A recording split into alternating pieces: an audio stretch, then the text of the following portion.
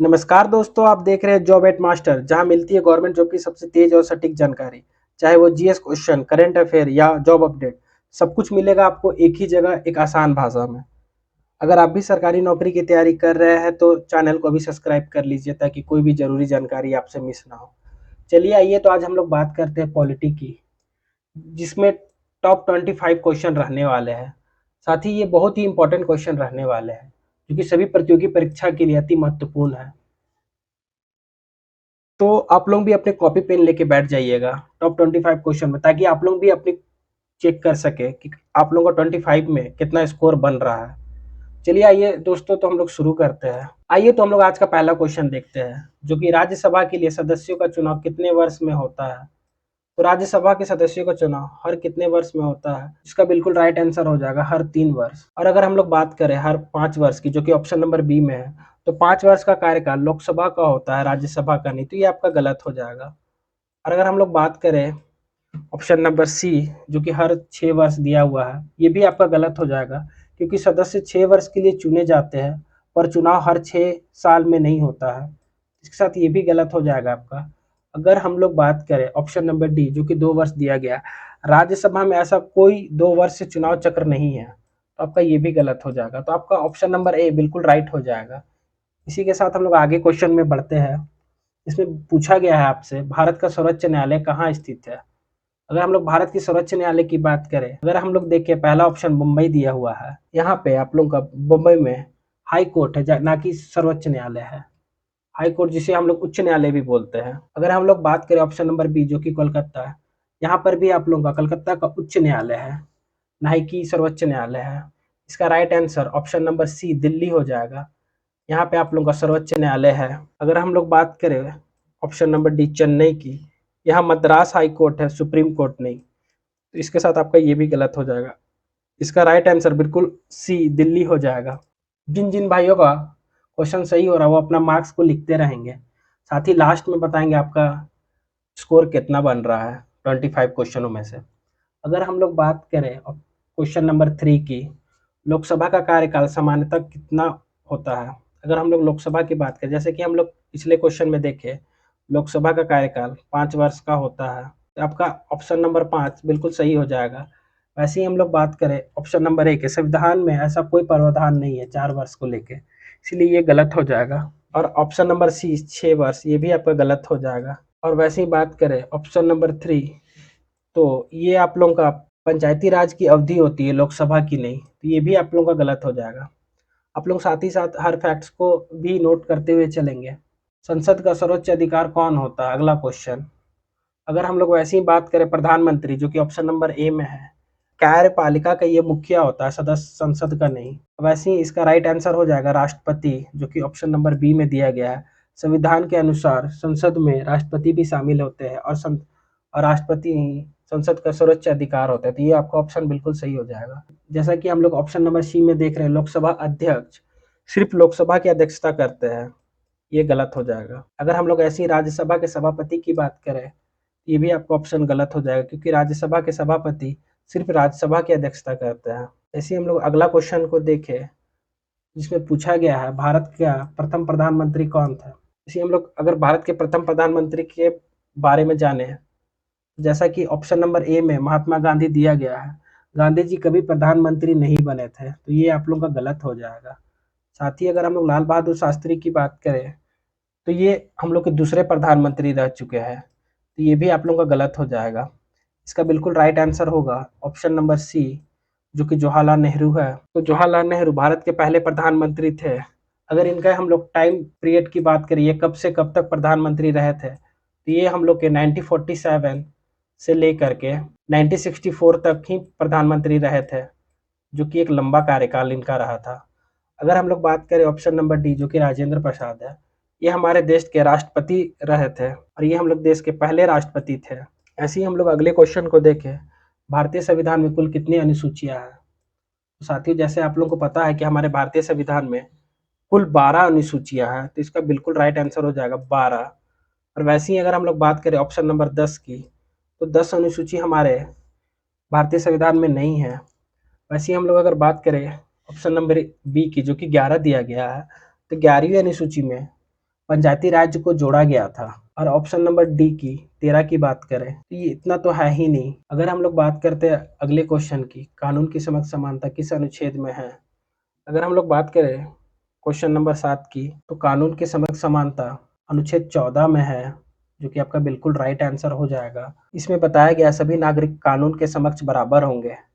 और अगर हम लोग बात करें अनुच्छेद 15 की, तो यह भेदभाव ना करने से संबंधित रखता है। वैसे ही हम लोग अगर बात करें अनुच्छेद 16 की, तो यहाँ सरकारी नौकरी के समान अवसर के बारे में बताया गया है। और अनुच्छेद 17 की बात करें तो यह अस्पृश्यता के उन्मूलन से संबंधित है। आप लोगों को पता चल गया होगा कि कानून के समक्ष समानता किस अनुच्छेद में, और साथ ही आप लोगों को ये सारे फैक्ट्स भी पता चल गए होंगे। चलिए आइए बात करते हैं अगले क्वेश्चन की, राष्ट्रपति को हटाने की प्रक्रिया क्या कहलाती है? तो अगर हम लोग बात करें राष्ट्रपति को हटाने की प्रक्रिया की, क्योंकि पहले ऑप्शन में हम लोग देख रहे हैं इस्तीफा दिया हुआ है, जो कि बिल्कुल गलत ऑप्शन है। इस्तीफा राष्ट्रपति खुद देते हैं, जबकि इनके हटाने की प्रक्रिया नहीं हो सकती है। और बर्खास्त की बात करें तो राष्ट्रपति को बर्खास्त नहीं किया जा सकता। अगर हम लोग इसकी राइट आंसर की बात करें, जो कि ऑप्शन नंबर सी है, राष्ट्रपति को हटाने के लिए महाभियोग चलाया जाता है, और यह महाभियोग संसद के द्वारा चलाया जाता है। वैसे ही हम लोग ऑप्शन नंबर डी की बात करें, जिसमें दंड दिया गया है, ऐसा कोई भी प्रावधान नहीं है राष्ट्रपति को दंड देने का। अगर हम लोग बात करें अगला क्वेश्चन, संविधान का अनुच्छेद 21 किससे संबंधित है? तो संविधान का अनुच्छेद 21 की अगर बात करें हम लोग, तो ऑप्शन नंबर ए को देखते हैं, शिक्षा का अधिकार, जो कि 21A है। तो ये आप लोगों का बिल्कुल गलत हो जाएगा। जीवन और व्यक्तिगत स्वतंत्रता अनुच्छेद 21 को बताता है, तो ये ऑप्शन नंबर बी आप लोगों का बिल्कुल राइट हो जाएगा। और इसी तरह अगर हम लोग देखें ऑप्शन नंबर सी, जो कि समानता का अधिकार है। अगर हम लोग बात करें समानता का अधिकार, जो कि 14 से 18 तक है। अगर हम लोग ऑप्शन नंबर डी काम का अधिकार को देखें, तो यह भी एक गलत ऑप्शन है, क्योंकि ये भाग 4 में बताया गया है, जो कि हम लोग नीति निर्देशक तत्व या फिर डीपीएसपी के ये में भी जानते हैं। तो ऑप्शन डी, सी और ए आप लोगों का गलत हो जाएगा। तो हम लोग अगले क्वेश्चन को देखते हैं, किसके द्वारा मंत्रिपरिषद की नियुक्ति की जाती है? जिसमें आप लोगों का पहला ऑप्शन दिया गया प्रधानमंत्री, जो कि गलत ऑप्शन है। प्रधानमंत्री नाम सुझाता करते हैं, ना ही की नियुक्ति करते हैं। ऐसी अगर हम लोग बात करें लोकसभा की, तो ये भी आप लोगों का गलत हो जाएगा। संसद नियुक्त नहीं करती है। तो इसका बिल्कुल राइट आंसर हो जाएगा राष्ट्रपति, जो कि ऑप्शन नंबर सी में है। राष्ट्रपति मंत्रिपरिषद की नियुक्ति करता है। अगर मुख्य न्यायाधीश की बात करें, जो कि गलत है, न्यायाधीश नियुक्तियां में होते हैं लेकिन मंत्रियों की नियुक्तियां नहीं करते हैं। उसी तरह हम लोग अगला क्वेश्चन 11 नंबर को देखें, तो भारत में सबसे बड़ी पंचायत कौन सी है? अगर हम लोग इस क्वेश्चन के बारे में जाने, इसका राइट आंसर जिला पंचायत हो जाएगा। अगर हम लोग इसकी कुछ फैक्ट्स को जाने, यह पंचायतों की सबसे ऊपरी इकाई होती है, जो पूरी जिले को कवर करती है, इसीलिए इसे जिला पंचायत कहा जाता है। ये आपका राइट आंसर होगा। अगर हम लोग बात करें उसी तरह ऑप्शन नंबर बी की, जो कि ग्राम पंचायत है, जो कि आपका ऑप्शन गलत हो गया। ग्राम पंचायत सबसे निचली इकाई होती है, सिर्फ गांवों के लिए होती है। अगर वैसे ही हम लोग ऑप्शन नंबर सी की बात करें, ब्लॉक समिति, यह बीच की इकाई होती है ग्राम पंचायत और जिले पंचायत की बीच की। तो ये भी आपका ऑप्शन गलत है। अगर हम लोग ऑप्शन नंबर डी राज्य पंचायत की बात करें, ऐसा कोई आधिकारिक टर्म नहीं है राज्य पंचायत को लेकर, तो ये भी आपका गलत ऑप्शन हो जाएगा। इसी तरह हम लोग अगला क्वेश्चन को देखते हैं, भारत के नियंत्रक और महालेख परीक्षक कौन होता है? जैसा कि आप लोगों को पता है, भारत का नियंत्रक और महालेख परीक्षक किसे कहा जाता है, या फिर इसका क्वेश्चन है कौन होते हैं? तो ये राष्ट्रपति तो नहीं होते हैं, और ना ही प्रधानमंत्री होते हैं। इसे हम लोग कैग के नाम से भी जानते हैं। तो कैग इसका बिल्कुल राइट आंसर हो जाएगा। और वित्त सचिव भी नहीं होते हैं। इसी तरह हम लोग अगले क्वेश्चन को देखें, राज्यपाल किसके प्रति उत्तरदायी होते हैं? तो राज्यपाल, जैसे कि आप लोग जानते हैं कि हर राज्य में एक राज्यपाल होता है, उसी पे क्वेश्चन है कि राज्यपाल किसके प्रति उत्तरदायी होते हैं। सबसे पहले हम लोग इसका ऑप्शन नंबर ए राज्य विधानसभा को देखेंगे। तो राज्यपाल विधानसभा को जवाबदेह नहीं होते हैं, तो ये ऑप्शन आपका गलत हो जाएगा। और मुख्यमंत्री भी आपका गलत हो जाएगा। इसका बिल्कुल राइट आंसर हो जाएगा ऑप्शन नंबर सी, जो कि राष्ट्रपति दिया गया है, क्योंकि राज्यपाल की नियुक्ति और हटाना राष्ट्रपति के अधिकार में होता है, और राज्यपाल इसके प्रति ही उत्तरदायित्व होते हैं। न्यायपालिका भी आपका बिल्कुल गलत ऑप्शन हो जाएगा। न्यायपालिका से उसका कोई उत्तरदायित्व नहीं है। इसी तरह हम लोग अगले क्वेश्चन की बात करें, जो कि भारतीय संविधान के निर्माण में कितना वर्ष लगे। अगर हम लोग भारतीय संविधान के निर्माण में लगने वाले समय की बात करें, तो जो कि ऑप्शन नंबर ए में 2 वर्ष दिया गया, ये बिल्कुल गलत हो जाएगा। पूरा काम 2 साल में नहीं हुआ था। इसका राइट आंसर हो जाएगा ऑप्शन नंबर बी, जो कि 2 वर्ष 11 महीना और 18 दिन है, लगभग 3 वर्ष। ऑप्शन नंबर बी बिल्कुल आप लोगों का सही हो जाएगा। डॉक्टर भीमराव अंबेडकर के नेतृत्व में संविधान सभा ने 26 नवंबर 1949 को संविधान को अपनाया था। जैसा कि ऑप्शन नंबर सी और डी ये भी साथ ही साथ गलत हो जाएगा, तो इसका बिल्कुल राइट आंसर हो जाएगा ऑप्शन नंबर बी, जो कि 2 वर्ष 11 महीना और 18 दिन है। उसी तरह अगर हम लोग बात करें क्वेश्चन नंबर 15 की, संविधान में कौन सी विशेषता अमेरिका से ली गई है? जैसा कि आप लोगों को पता होगा, हमारे भारतीय संविधान में बहुत सारी विशेषताएं हैं और ये विशेषताएं काफ़ी देशों से ली गई हैं। अगर उसी से हम लोग अगर बात करें तो अमेरिका से कौन सी विशेषता ली गई है?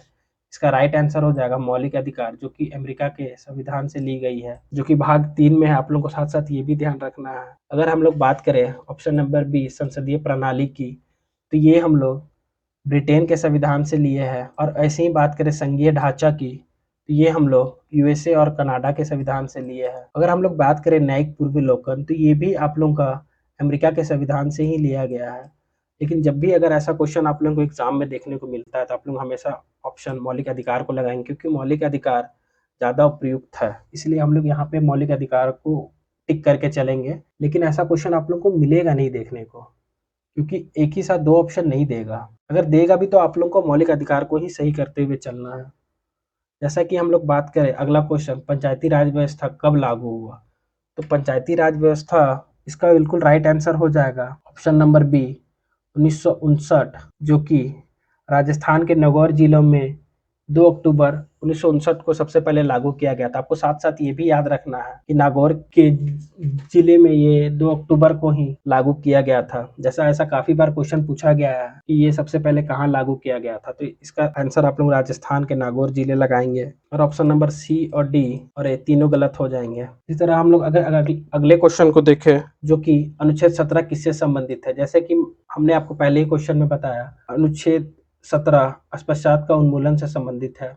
अगर हम लोग बात करें ऑप्शन नंबर ए की, जो कि स्वतंत्रता के बारे में बताता है, यह 19 से 22 के तक अनुच्छेद में आता है। 19 से 22 तक में स्वतंत्रता को रखा गया है। वैसे ही हम लोग अगर बात करें ऑप्शन नंबर सी समानता की, ये अनुच्छेद 14 में आता है। और ऑप्शन नंबर डी जो कि धर्म है, इसकी बात करें तो ये अनुच्छेद 25 से 28 तक में आता है। आप लोग साथ ही साथ ये सारे फैक्ट्स को भी नोट्स करते हुए चलेंगे। और अगर हम लोग बात करें अगला क्वेश्चन, जो कि अनुच्छेद 32 को क्या कहा गया है, तो जैसा कि अनुच्छेद 32 के बारे में अगर हम लोग बात करें तो अनुच्छेद 32 को संवैधानिक उपचारों का अधिकार कहा गया है। और इसके बारे में हम लोग जानेंगे। यह डॉक्टर भीमराव अंबेडकर के अनुसार संविधान की आत्मा भी है। जैसा कि डॉक्टर भीमराव अंबेडकर जी ने अनुच्छेद 32 को संविधान की आत्मा बताया है। अगर हम लोग बात करें ऑप्शन नंबर ए, जो कि जीवन का अधिकार है, ये अनुच्छेद 21 है। और वैसे ही शिक्षा का अधिकार, जैसा कि मैंने आपको पहले वीडियो में बताया, शिक्षा का अधिकार 21 ए में है। और अगर स्वतंत्रता का अधिकार की बात करें, ये अनुच्छेद 19 में है। उम्मीद है आपके सारे डाउट्स भी क्लियर हो रहे होंगे साथ साथ। अगला क्वेश्चन को देखते हैं, भारतीय संविधान के किस भाग में मौलिक कर्तव्य दिए गए हैं? तो मौलिक कर्तव्य की बात करें, जो कि भाग 4 ए में दिए गए हैं, शायद आपका ऑप्शन नंबर सी 4 ए सही हो जाता है। और अगर हम लोग बात करें भाग 2 की, इसमें आप लोगों की नागरिकता दी गई है, या नागरिकता से जुड़ा हुआ है, जो कि गलत ऑप्शन है। अगर हम लोग बात करें भाग 4 की, जो कि डीपीएसपी है, नीति निर्देशक तत्व, वैसे ही अगर हम लोग बात करें भाग 5 की, यह संघीय सरकार से संबंधित है। इसी तरह हम लोग अगला क्वेश्चन देखते हैं, जो कि राष्ट्रपति की अध्यादेश जारी करने की शक्ति कौन से अनुच्छेद में है? अगर हम लोग अध्यादेश जारी करने की शक्ति की बात करें, तो इसका राइट आंसर हो जाएगा ऑप्शन नंबर ए, जो कि अनुच्छेद 123 के बारे में बताता है। यह संसद सत्र में नहीं हो तब राष्ट्रपति अध्यादेश जारी कर सकता है। इसका राइट आंसर हो जाएगा ऑप्शन नंबर ए। अगर हम लोग बात करें अनुच्छेद 124 की, जो कि यह बताता है कि यह सुप्रीम कोर्ट की स्थापना से संबंधित है। अगर हम लोग इसी बात करें ऑप्शन नंबर सी 126, यह कार्यवाहक मुख्य न्यायाधीश से जुड़ा हुआ है, तो ये भी आपका गलत हो जाएगा। और ऑप्शन नंबर डी की अगर बात करें तो यह सुप्रीम कोर्ट के रिटायर्ड जजों से जुड़ा हुआ, जो जज रिटायर्ड हो जाते हैं उनसे जुड़ा हुआ है, अनुच्छेद 128। इसी तरह हम लोग अगला क्वेश्चन देखें, जो कि संविधान की कौन सा संशोधन मिनी संविधान कहलाता है? जैसे कि आप लोगों को पता है कि हमारे भारतीय संविधान में बहुत सारे संशोधन किए गए हैं। इसका राइट आंसर हो जाएगा ऑप्शन नंबर ए, 42वां संशोधन जो कि 1976 में किया गया था।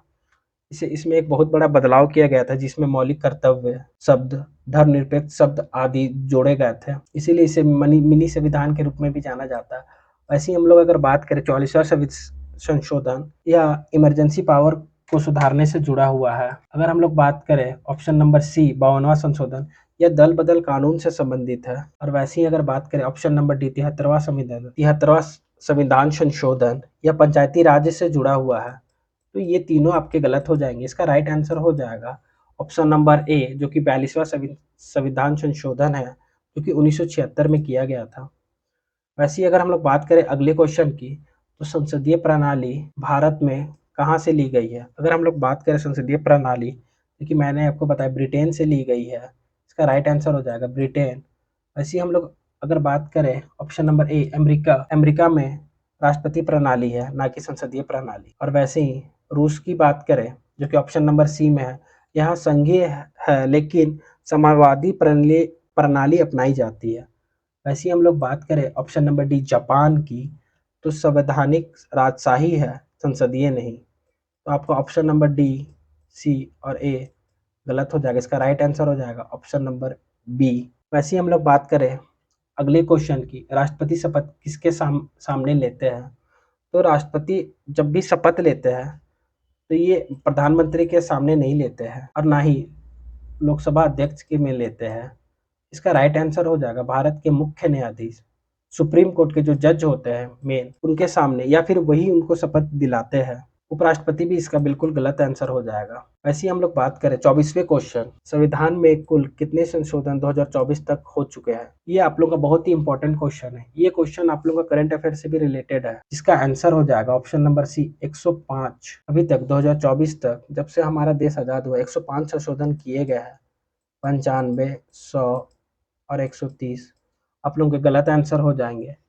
वैसे ही 100 की अगर बात करें तो 2015 तक 100 संशोधन हुए थे, जो कि और उसके बाद 9 साल में और 5 संशोधन कर दिए गए हैं। इसी के साथ आज का आखिरी क्वेश्चन को देखते हैं, किस अनुच्छेद में आपातकाल की व्यवस्था है? अगर हम लोग बात करें आपातकाल की, ये क्वेश्चन हम सोच रहे हैं कि आप लोगों के लिए छोड़ देते हैं होमवर्क के लिए, ताकि आप लोग इस क्वेश्चन को कमेंट में बताएंगे और साथ ही साथ बताएंगे कि आपका टोटल स्कोर कितना बन रहा है 25 में से। उम्मीद है ये वीडियो आपको लिए काफ़ी ज़्यादा फायदेमंद रहा होगा। अगर पसंद आया है तो लाइक ज़रूर करें और कमेंट में बताएं कि आपका स्कोर कितना बन रहा है। सबसे ज़रूरी, चैनल को सब्सक्राइब करना मत भूलिएगा। मिलते हैं आगे की वीडियो में कुछ नई जानकारी के साथ। तब तक के लिए आप लोग पढ़ते रहिए और बढ़ते रहिए। जय हिंद।